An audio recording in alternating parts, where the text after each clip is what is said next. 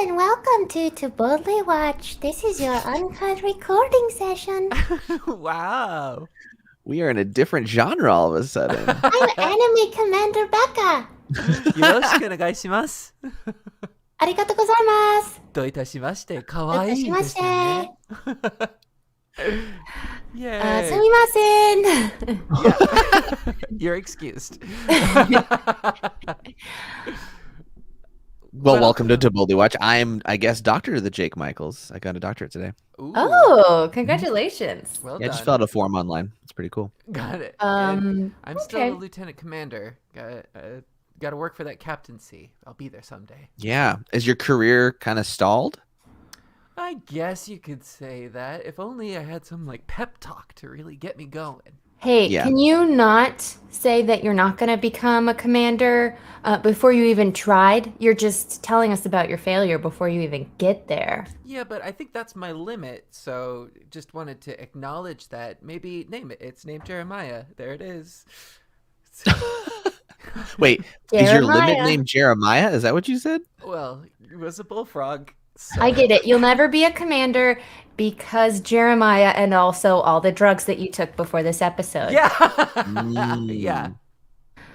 The only drug I took was chili, and now it's hitting my stomach like a brick. So let's do this thing. The thing is, your hair and eyes would beg to differ. Yeah, if the chili did that to your face, that's another different side effect for Check sure. it For Chili. podcast listeners, I am currently sporting a camera filter that makes my hair pink and my eyes blue. This is because I am dyeing my hair pink on Friday, and the blue eyes were they just came with the filter. So You're not going to do blue contacts or anything? what's wrong with brown eyes? Nothing's wrong. I'm just asking if you're changing it. Speaking Why of is it when I ask for an representation option, in you're always like- brown eyes. What's wrong with my current voice? Hey, yeah, that's right. That's what I did. And I stand by it. Speaking of representation of eye color, let's take a moment before we get into this week's episode and let's talk about the second to last, if you don't count the clip show, episode of season 2, The Emissary, because there was a very interesting conversation that happened between our two most prolific Patreon commentators. I didn't say favorite because I didn't want to make other people feel bad. Prolific is factual. That's very true. Yes. But Griffin and Nightcat, you know. If anybody wants to be a favorite commenter, they really got to step it up. But what was really interesting is that so maybe I should just read an excerpt of Griffin's comments that sort of sparked this deeper discussion. To give context to the listeners too, this is in reference to our conversation about The Emissary, where Becca brought up the point about casting a white actor in the role of a Klingon, and we talked about I guess potentially whether that was brownface or not, in light of the fact that so many Klingons, especially the one she was playing against, was a black actor, and about how matching skin tones. And I believe our discussion was pretty much a little inconclusive. We had noted that an alien race is different than an ethnicity within humanity, so we kind of the line was a little unclear, especially given how many advances they were trying to do from the original series. And then Nightcat and Griffin Hawk both And contributed. especially given how white we are. Yeah, absolutely. So calling ourselves out on that, and Griffin Hawk is giving a different perspective because his parents are black and Mexican, but he's actually really light skinned, so people often assume that he's white, even though that's not the case. And he says that there's an important distinction between what is makeup for alien species versus what is understood to be black or brown face makeup. What we have with Klingons is, to me, clearly the former and not the latter. There is a distinction, but I think Nightcat's response was, if they did only cast black actors, you just shorten that, as Klingons, this race that is inherently, sort of lesser because they're only aggressive, then that would be construed as racist from some points of view, because it's saying that it's kind of like pigeonholing that. Right. I think that what's uncomfortable for me is that it is, even though in this context Klingons are an alien race with a brown skin tone, that because black and brown people are discriminated against, especially in America, that particular color makes me think, okay, but I shouldn't put that color makeup on myself during a day and not be, doing something that is weird and bad. But it's a lot of Anyway. like really interesting discussions that are had from different perspectives too, from things that we can't offer.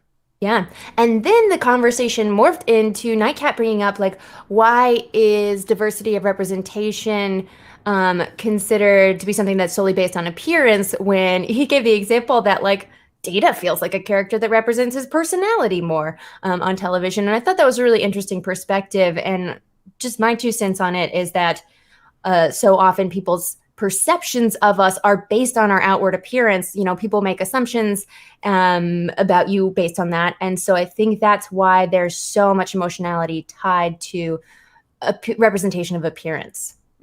And from my perspective, I can say as a queer person growing up in media that was queer coded, to like kind of appease, like, oh, look, we have this sort of representation, to see characters actually say out loud, like, I am a man that is in love with a man, or any variation, it just validates it. So it's like, oh, I'm not crazy for giving it this subtext. These things are being said out loud. And I think that's really important. Yeah, totally. Anyway, all that to say, thanks for the discussion, friends. And it's lovely, and we welcome it on our Patreon. And if you want to contribute to that discussion on our Patreon, all you got to do is join. There's a link on the description below, and you also get the uncut access to our episodes and the video, as well as special episodes, which we recorded. Shades of Grey, the fantastic clip show. By the way, I was editing that. We had a lot more fun than I was expecting. And the trial of Dr. Catherine Pulaski as well, which was a blast. But let's move on. I was totally mild and meek in all of those recordings. I had yeah, we had to really crank you up in this. But let's move on to today's episode, which is the Ensigns of Command, where Data must convince a colony of people to evacuate before the aliens who own the planet arrive and presumably obliterate them. Yeah. What's with idiots not leaving their planet when they're doomed? We're sensing a theme. Yeah. There's a real common thread in Star Trek about kind of the stubbornness of people being in their homes, like, and not wanting to acknowledge the reality that exists beyond their horizon in a lot of ways, right? This is a pretty prime episode to show that. And shouting about structures not being torn down because their ancestors put them up. Confederate statues. Yeah. Well, I mean, it's a point of all cultures, like not even just American culture, right? Of like, people are really tied to heritage. They're tied to tradition. Like, that guy talked about his grandfather so much, as if his grandfather means anything in light of where they're at today, right? So people living in the past and putting such a emphasis on tradition is a thing that Star Trek explores. And it's like, well, you still have to face the reality of now. Well, I think what it comes down to as well is the world or the universe that Star Trek is in is different than ours, in that there's no like economy-based jobs and things like that. So they have to boil down the principles of what does it mean to be human. Okay, we need to find cultures. We need to have a structure of a family, something like that. And the universal thing that they can tie it is this tie to history and roots. That is something that is universally understood by humanity. So when we come across humans out in space and they go, oh, we've been here for a long time, this is all we know, we can relate to that because we've only been on Earth and this is all that we know. Yeah, that's all we know, yeah. I do like nesting. So I guess I can relate in that sense. I'm a real homebody. I know I'm unique in that in the year of our Lord, early 2021. Right. Well, it'd be so interesting if like a spacefaring civilization came to us and said, hey, listen, we gave up Earth to another planet, another corporation, actually, a corporation. And so we need to get you off in the next couple of weeks. So you guys got to leave Los Angeles and this planet. Anyway, I will stay and fight, Jake. You can't tell me to leave my home. Yeah, they're just going to demolish everything. They're going to put dynamite in the center of the Earth. It's gone. It's gone. That's all it is. Wow. Yeah. We do have a little bit of a cold open, though, with this orchestra section and Data examining what it means to put feeling into music or art. They say that I lack soul. Oh. It's so interesting because music is a thing that like computers can do pretty great. And we even human musicians use computers to create music nowadays. So like there's been AI attempts at doing this already, but like he's playing stuff that already exists. He's not writing his own music. So like Right. at some point, I don't know, like I'm so interested to know the different nuances of what it's like for an android to play a piece of music in perfect time compared to anybody else in the quartet. Like they should also be playing in good time. Like, Yeah, I think that the thing that would set human-made music apart would be its imperfections, That's Yeah. so astute. Yes. Yep. which Data could totally throw in. You know? Well, yeah, and like not to jump to the end of the episode, but they do have this resolution that I really, really like from Picard, because I feel like as an artist, everybody kind of runs into this of like, oh, I'm just rehashing something that's already existed, but it's you choosing the bits and pieces to take. There's actually a Japanese phrase called itokodori, which is to take the best of things, sort of like cherry picking. Like you can There's no take- such thing as a new idea. Yeah, but it was your idea to put those things together and create this collaboration. So the thing that Data is playing is a mashup of these different artists that have played this solo, but Picard is pointing out you're contributing something. You have a taste. You are tweaking these performances to be a creation all on its own, and that's all you can ask. It's literally all unscripted television does these days. Right? Also, he has like kind of an imposter syndrome, doesn't he? Mhm. Like I love the confidence issue that he had. We had a little bit of this in Peak Performance at the end of last season, but it's great to kind of see him realize he doesn't fit in that traditional way, but that's all still an internal perception for him. It's really not anybody else's idea. Like everybody's supportive of him, like Crusher and Picard notably. Yeah. And that it's a self-fulfilling prophecy. I mean, Mhm. music is subjective. Most things are subjective, you even, go. you know, a corporate balance sheet. And whether you're a good accountant or not, if the people you work with like you, you're going to get promoted and they're going to say you're good at your job. But if you suck as a human, then you're not. So everything's subjective, really. And him creating this self-fulfilling prophecy of, well, I am not going to be as good because I do not have soul. Crusher says, do not tell us you're going to fail before you even attempt it, because you will fail, because we are going into it thinking, oh, he's going to fail. And that becomes a recurring theme in this episode. There's also this level of politeness that I suppose appeases me to like, you don't want to hear me. I'm not the good one. You want to stay for the next concert? They're amazing. The And excessive honesty, right? Exactly. Yeah. Too much honesty is a bad thing. Yeah. Which becomes a running theme. I mean, I find that in a lot of newer performers too. They tend to apologize for something that I didn't even know was an issue until they pointed it out to me. Yeah. Like it's like, oh, I wasn't thinking about that. I thought you were doing great. If you hadn't have focused on that, I wouldn't have noticed. I've learned to tell you all how amazing I am all of the Yeah. time so that you never doubt it. Well, you keep texting us throughout the performances too, and just Yeah. letting us know how great you're doing. Like 45 unread Did you guys messages. hear I that? can't- Yeah. Did you hear how much I crushed the cold open notes? Killing it. Hey, so the real problem of this episode is the Shiliak from the Shilia star system. Sparkly people in 80s sweatsuits with geometric patterns that stand behind clear organs. You know, like an organ player. Right. Oh, the pipes. Yeah. The pipes. They're like, hey, 111 years ago, Federation signed a treaty that says this planet's ours, and there's humans on it. We're going to destroy them. Okay, bye.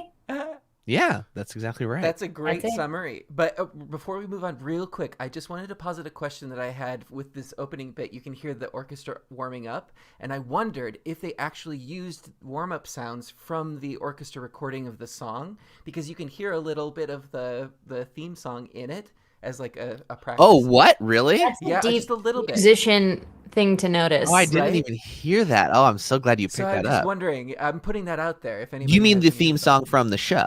Yeah, like if Oh, it was that's a cool. recording I from a bet warm-up. that's Or maybe exactly that what was a it is. director note that was like, hey, make it sound kind of like each of you are independently trying to play the theme song. Go.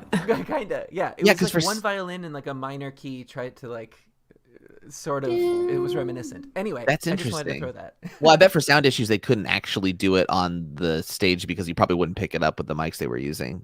because you have to have the mic close to pick that up. But they're like, That's we have a fascinating. recording from when we did the theme song. Yeah. We're recording when they were warming up, so just pick up one of those. Good. Also, O'Brien apparently plays the cello. Is that him?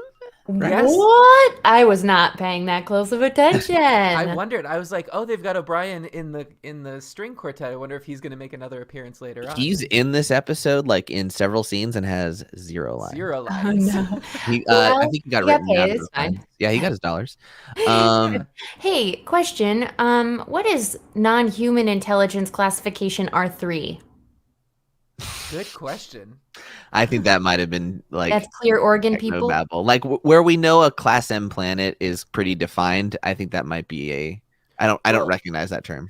But also, this is the Shelleyac's terms. What we come to know of this species is that they tend to have a lot of bureaucracy and their own sort of terms and conditions for things, and those become more and more clear.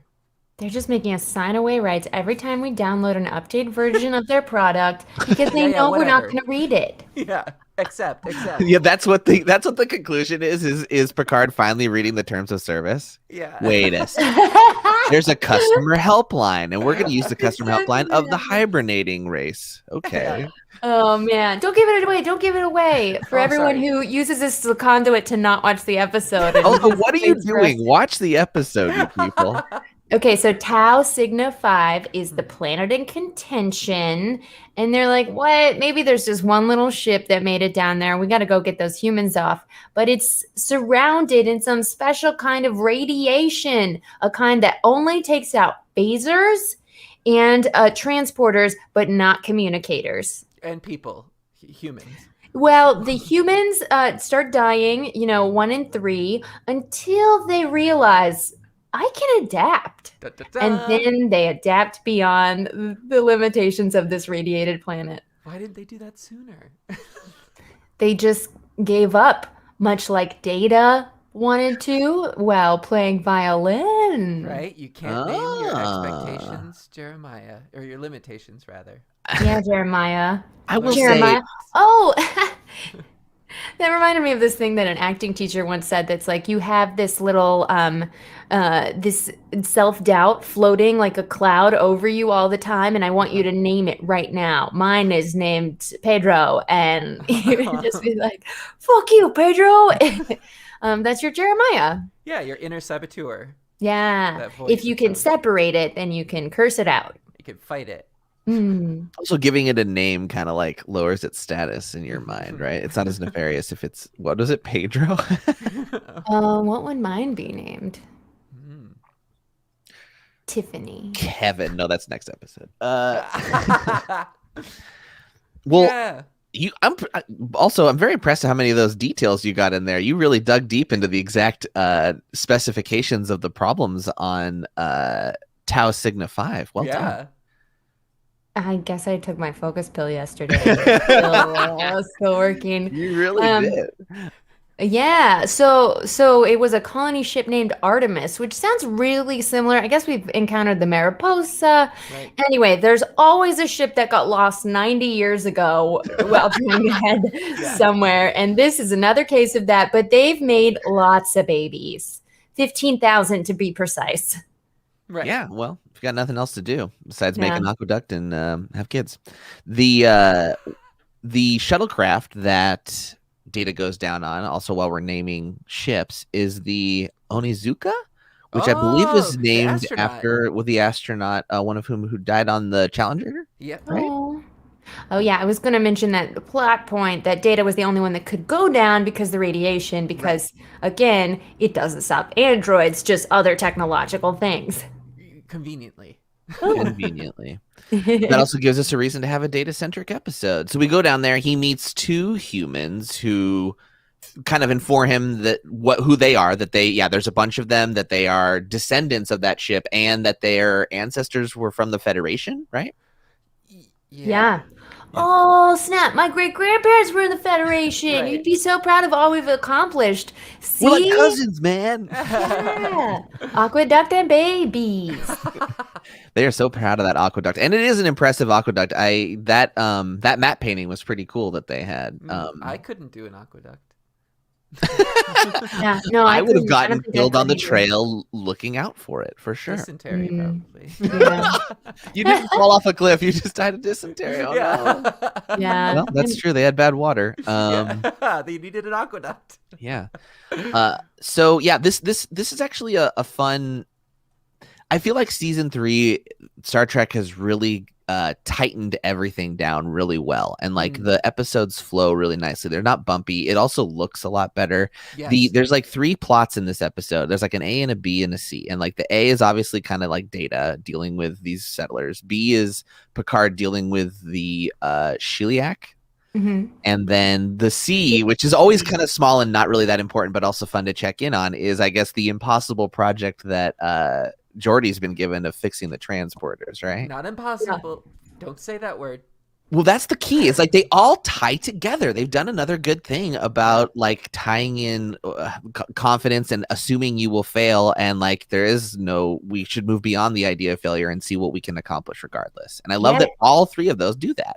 Very heady to take this general principle of what life is like in the 24th century and just be able to tie those threads to, it's so impressive because they've done it several times this season. Oh, it's only 302. Okay, they did it once before the season. Right. They just did it really. They're doing it more consistently, and I feel like everything they found their rhythm in a really great way, and the writing just also feels really complete. Yeah, commenting off of that too, I think that they've found this balance of bringing the campiness of Star Trek and not taking it too seriously into like the tropes of it. So there were some laugh out loud lines, especially with the Picard asking them to do the impossible. He shows up to check up on them and he's like, "How are you doing?" About like you expect. "Splendid, carry on." And then that's the scene. That's great. That's so funny. Oh man, Yeah. I loved the line that Geordi had, which was he expects us to do the impossible from Wesley, and Geordi says that's the short definition of a captain. Yeah. So yeah, that there's still this sense of urgency and importance to what's going on, but there's that like camaraderie that you get from like a workplace humor that they're incorporating into everything. I feel like they've also gotten out of the habit that a lot of TV shows do in their first season or sometimes 2 seasons of like feeling they need to establish something about the character in a scene that they're in. Like, well, this reminds me of when I was in blah, blah, blah, or like relates further to my personality choice, as opposed to just like, let's just have fun in this moment. I suppose it doesn't have to be about your short temper or your horniness or whatever. Right. And yet when you have fun in those moments, then you find something really interesting about the character, which is he knows he's too demanding and he's going to ask for it anyways, which becomes a unique defining characteristic of Picard. Because a lot of times the crew will rise to that. And or they'll find another way to solve the problem in the end, but he always wants to have multiple options. And they're showing it rather than telling us, right? Because in the first season, we definitely had a lot of people like, well, this Picard guy is a real hard ass. Especially in the first episode, they kept talking about it as opposed to just like letting him do those things. Yeah. I think there's a level of audience trust that's there too, because writing the first 2 seasons, they're like, okay, nobody knows anything about Star Trek. We have to tell them every little bit and establish these characters. Now going into season 3, they've seen the response and be like, oh, people catch on. People know what Geordi's deal is. People know what Data's deal is. Let's go further. Don't tell us he's a hard ass. Show us exactly how hard his ass is. and kiss it, I guess. Okay. I will. Staying on the Ensigns of Command. Hey, when we go back to the planet Tau Cygna 5 and Data's trying to do some evacuating, we meet Gushevin, a charismatic leader who only states his lines in really off-sync ADR. I mean, like, they had to go back in ADR probably because the aqueduct was too loud or something. Every scene in this beautiful stone courtyard, which is the only bit of the planet that we see. So you'll notice... It's very the original series. It's very like Planet of the Apes of like, I am standing my ground. So you notice he's the only one who's ADR'd in those scenes though. What it was Did he have a mic problem? No, it was the guy's voice. Apparently, the producer said he sounded too much like John Wayne, and so they recast his voice, and they chose to redub him in post.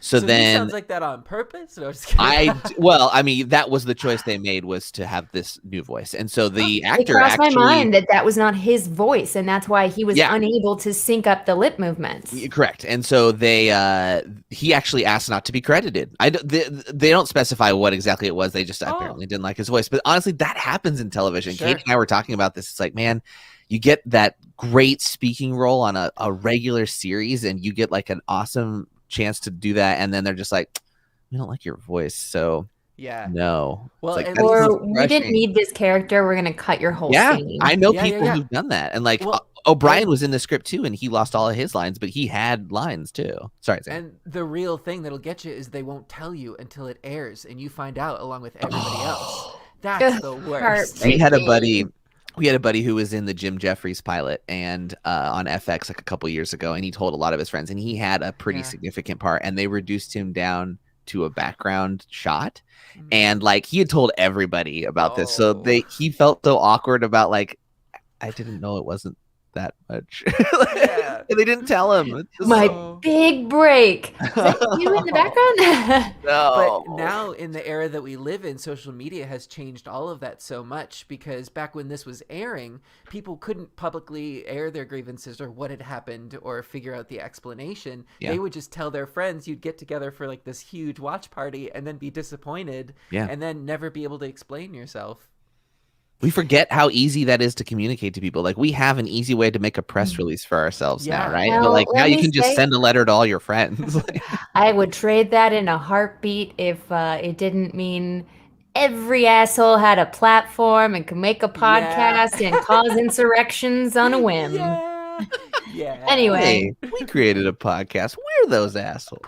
Yeah, we're the assholes. Okay, let's storm something. Well, you can't have a Star Trek episode with a new planet without meeting a babe. we meet a babe named Artie. Yeah, I like their relationship. Artie and Data, who she immediately takes a liking to because she's very interested in android technology. They didn't really have... I'm making out with my phone real quick. It just looked like it needed to. So it needed it. I don't think they had... They didn't really have the greatest chemistry for me. How you make out? Oh, Xander, there's so much to teach you, my friend. I always long to be a human. That's podcast making. Like all of your dates who have like been subjected to that kind of kissing, like, how do I get out of this? I guess I have to just commit to this level of kissing now. Peck back. Just peck back. Yeah. How do I? What's an easy way to saddle up? Oh, you look distressed and like you're trying to leave. Yeah. Is this what you wanted? Let me come down with. Well, Data and Artie really kick it off well, and she becomes his advocate for leaving the planet, while Goshevin becomes the foil who makes a very strong case for squatters' rights. Mm-hmm. He's also just really obsessed with this aqueduct. Like an alien comes to him and is like, I have news that your planet is going to be re-inhabited by its owners. And he's like, no, back to my instruments. Like, it's like, somebody's gonna come blow you up, dude. I'm here to save you. Well, fuck you. And then he grabs water from it and says, do you know what this is? Water. No, this is blood, sweat, and tears of my ancestors. In that voice that isn't his. I love that, like, so he keeps trying to persuade and he fails. And that's actually still tying into our earlier thing of like, he didn't think he could do it, but like, and he is failing. So he needs to try something different. And then, what is her name? Arlen? Ardy, which is short for Ardalin. Ardrian? I don't know. I didn't write her last name down. Yeah. Like Goshevin was said so many times, I thought her name was Goshevin for a second, but right. Ardrian. They're all named Goshevin here. Yeah. She convinces him to use reverse psychology, which he gets explained to him what it is, and then he's like, well, it's a deception. And she's like, yeah, kind of. And so we've kind of gone back to this somewhat ethical issue about deception and lying to people, and is this good given like all the civilizations that we visit and like what methods we need to do to get them to save themselves, I guess. But I do Well- love his struggle to understand it and his great attempt at doing it. Yeah, I think that was really interesting to see. But we also had this tie-in with that theme of what was it? Excessive honesty. can be Excessive honesty. Yes. detrimental. Okay. Yeah. Yeah. Well, Yeah, yeah. also, it seems like excessive honesty in this instance is actually a good thing because he's being excessively honest about the bad outcomes that will happen. He's like, your children will perish. Right, but that's what she's saying to don't do that. We got to No. That was the children will perish as part of his reverse psychology Right. speech, saying, well, before we get there, there's a very funny line when Data calls up to Riker and is like, yeah, they're really not listening to me. I tried to use my positronic brain logic, and he just started rambling about like aqueducts and ancestors. So I don't know what to do with that. Well, then Riker's like, try something else. He's like, yeah, so I tried everything. And But when I it's- say everything, And Artie has the great idea. He has some funny definitions of reverse psychology, and then he gives a grandstanding speech where he challenged Goshevin to hear the debate unless he's too chicken, and he says nobody calls me chicken. yeah. And Data gives this speech that's like, "Oh yes, you will die valiantly for honor and land, except no one's gonna be there to remember you." Anyway, it's cool though. It's cool. That's a different form of excessive honesty, is what I'm saying, right? Right. Even though it isn't a deception, like he doesn't want them to do that. He's being deceptive in that he's thinks it's an honorable thing, right? He's building that up, but everything he's saying is technically true. Yeah, but the deception is this is good, and I think you should attitude, do that. It's Sure. the attitude towards that information. And then we get the wonderful response of any villain who's unimpressed, which is The slow clap. love it, especially when it's off camera and everybody has to turn and see who's clapping silently. So I also good. marked down once he's starting to like convince people to be on his side that they have like definite stances. So it's like Artie's like, I support you wholeheartedly. The next one's like, I somewhat support you, but I still have questions. And the next one's like, I oppose you, but I'm willing to listen. They all fall neatly into clear cut. polling categories. Yeah. They just put the extras 537 in the would love group this. Yeah. on a scale of 1 to 4. Mhm. That's great. I love the way you articulated that. So then That's back when I up. realized Goshevin's real motivation, I think, is not that he wants to save the aqueduct. It's that maybe if the entire colony is transported to a different planet, maybe he would lose his grasp on power. Absolutely. He'd be the little fish in a giant pond. Giant Mhm. aqueduct. Giant aqueduct. Yeah. And then we get a very kind of like Brutus from Julius Caesar scene where the conspirators meet at one person at Cassius's house at midnight, and they're caught scheming about trying not to die. And once again, he shows up by himself, which is another testament to this is really kind of more about him, right? Like you make a really good point, Becca, that it is about his grasp on power, which kind of goes back to what we were talking about with our own stubbornness of holding on to traditions, because those traditions tend to reflect a power structure that those people in power want to keep. Ooh, There you go. wow. That was good. That was good. Yeah. It's totally on the same page. Data gets found out, and Goshevin just shocks him and disables him, and the Gosherin does villagers, that to Data. Yeah. the villagers kind of look at him like he's crazy. He said, "I didn't kill anybody. I've just shut down a machine." Yeah, see, And- that's when I, as Starfleet, would have commanded that they destroy the whole planet. You don't- touches Data. You don't mess with Data. Yeah, you love touch it. Data, I will go to war for Data. Do you understand me, Goshevin? Well, thankfully he can repair himself, and he does shortly. But meanwhile, back up in the ship, Picard's getting a little bit of a linguistics lesson from Troy. Now, did you notice the word she said, or Becca? She said Colonization. no. She said Zith Marith. Okay. Isn't that's the name of one of our That's users on Discord, yeah. isn't it? Yeah. Okay, that's what I was have thinking. never I heard was that. like, I've never heard that word ever until I saw that user's name, and I don't see it referenced anywhere. And I think it's directly a reference to this. Oh, what is it? It's this word. I think it's Oh. a gobbledygook word, and that person took that very obscure word from one episode of Star Trek, and we found it. Wow. Okay, well, if anybody, I don't know if Zizmarth listens to this podcast, I don't know either. if he does, or if anybody sees him in chat, please ask him if his username came out of episode 302 of The Next Generation. We need to know.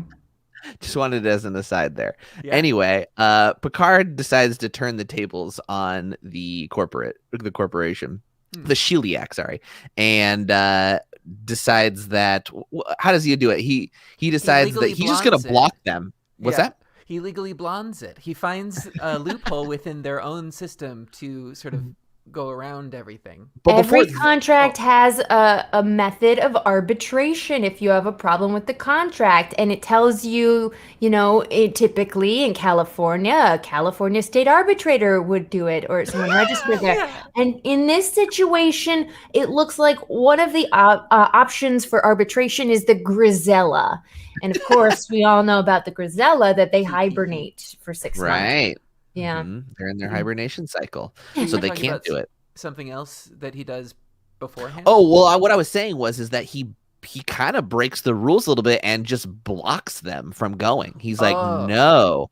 And they're like, you're not obeying the treaty. He's like, I don't care. I won't stand for you killing civilians. I'm going to stand my ground. He literally says, you have to go through me. And I thought that was very reckless on Picard's part, because they have just said that they're really willing to kill any humans that get in their way. Yeah, it feels like and I feel like are they more power? I feel like the Enterprise is more powerful than them, right?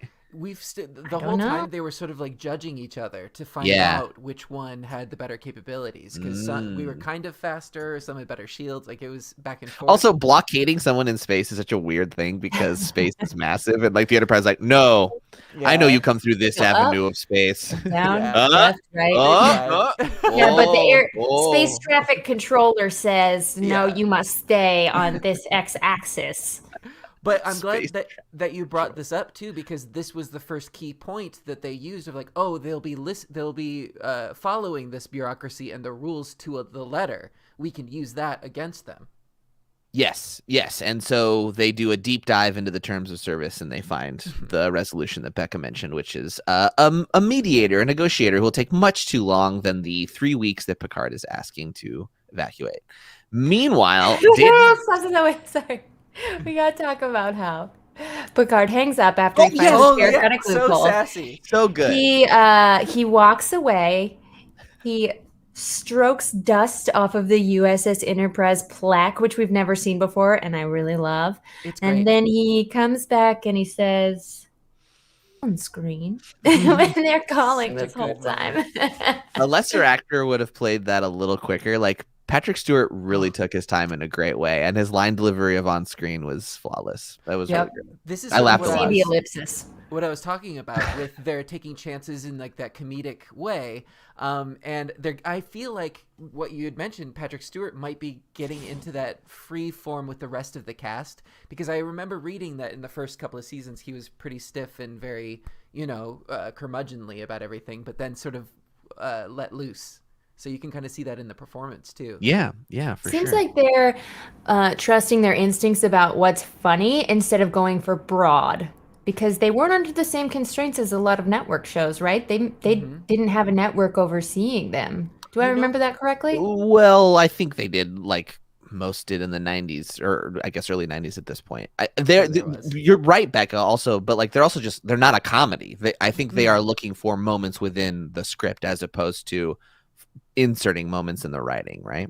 I feel like a lot of these be directing. I mean, definitely actor choices, but a lot of it could be the directors they're choosing. That's very true. Just going over to the season in general too, I feel like maybe getting Gates back into the cast sent a message of a win to the ensemble as well, of like, look, we're all important and we're all doing this, and look, if they threaten one of us, they threaten all of us, type of thing, and they got that win. Yeah, that's true. Interestingly, this was actually shot before 301, so this was the first episode they shot, and that's Gates' bigger role was in that previous episode, which was shot afterwards, right? That feels so weird that they would the 301 had this whole thing where they're reintroducing Gates and saying, you were gone, here's why. It would have been really weird to show her back and having not done that. The production schedule, I think, was partially because Will Wheaton was shooting or trying to shoot a film in France during the beginning of the season.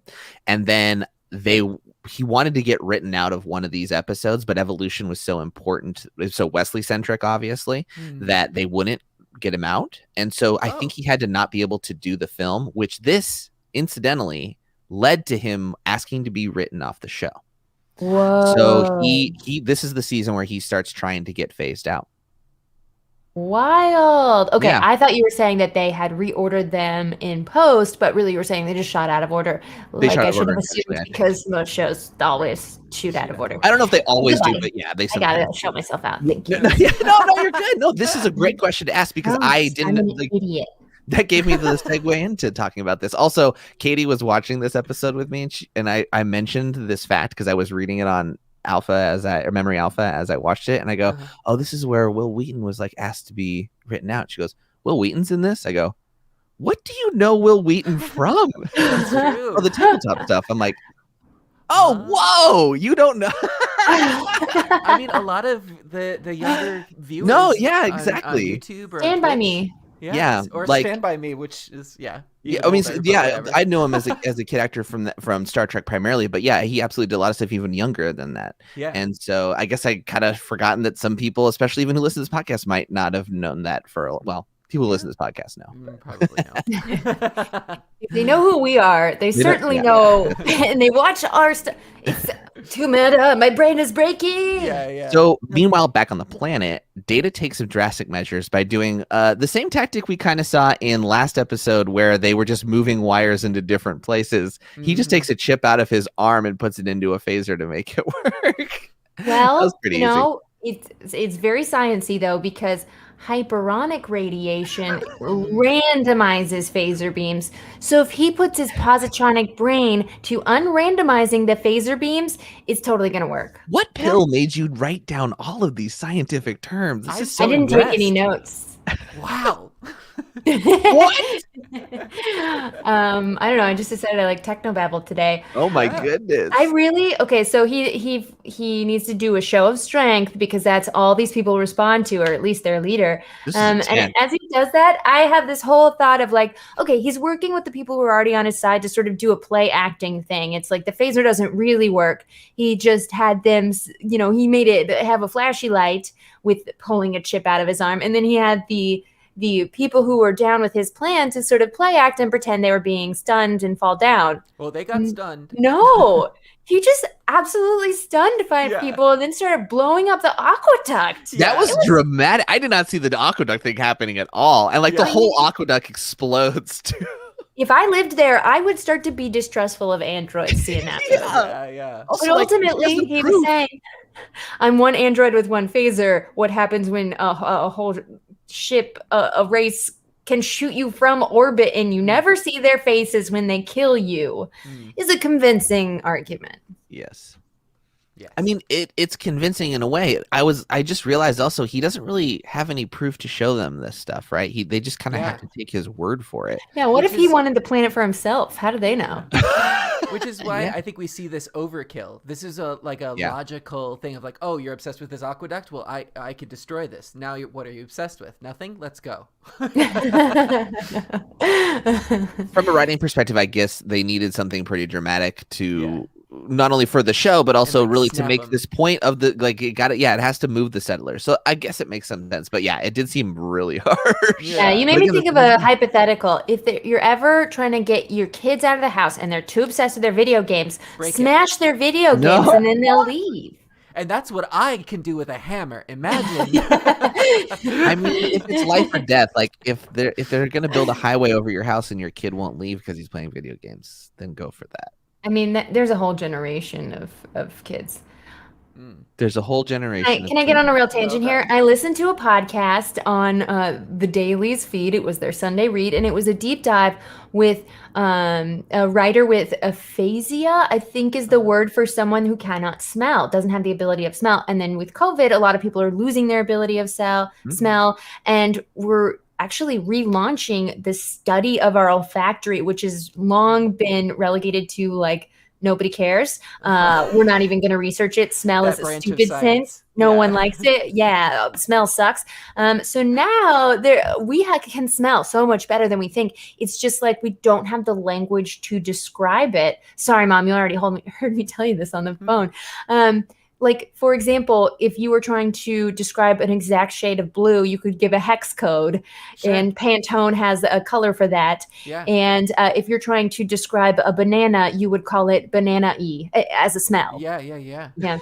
Anyway, I bring this up because Gen Zers were given a survey saying, would you rather lose your cell phone or lose your sense of smell? And something like 60% said lose the smell. Well, I'll tell you what. Yeah. You know what you can't do with your sense of smell? You're doing such a you good can't job. sense what someone needs in a moment.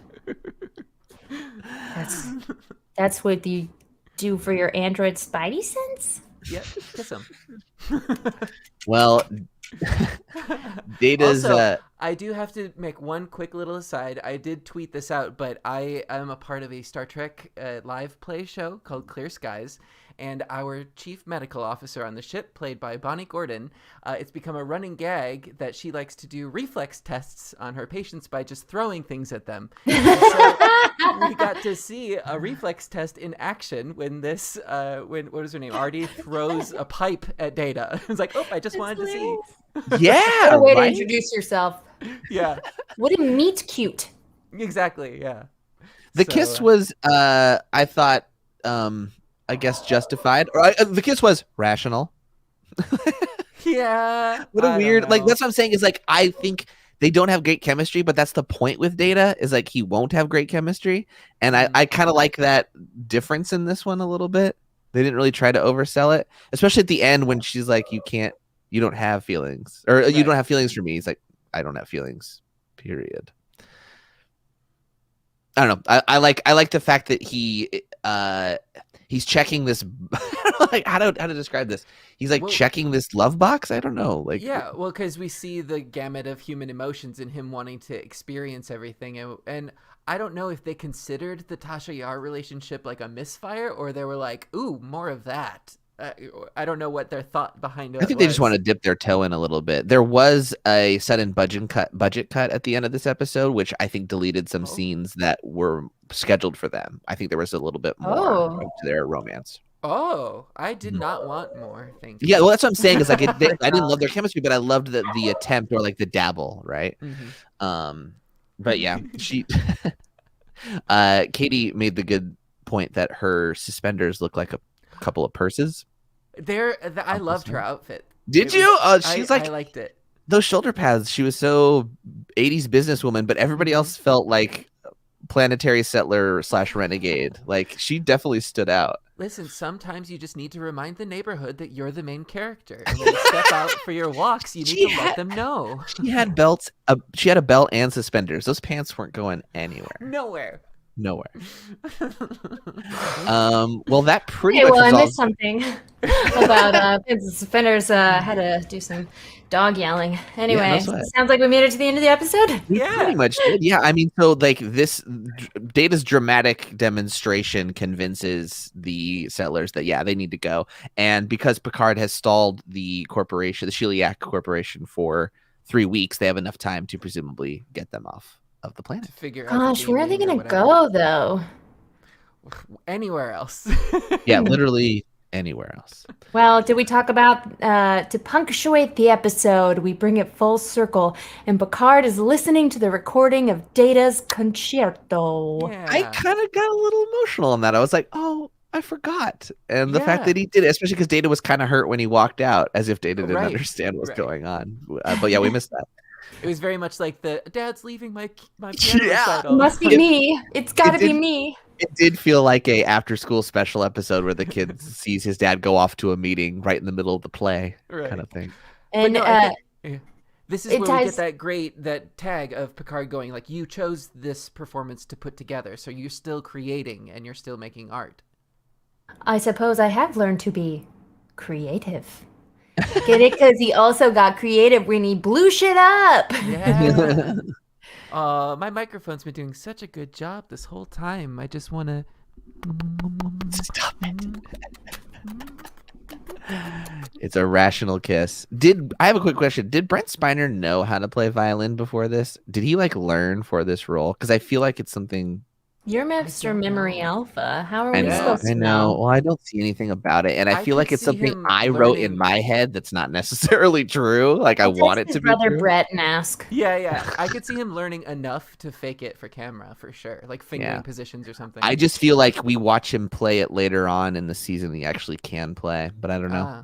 I'll research it for the next episode, which, by the way, is episode 303, The Survivors, where the Enterprise investigates 2 survivors living on an undamaged patch of land on an otherwise devastated planet.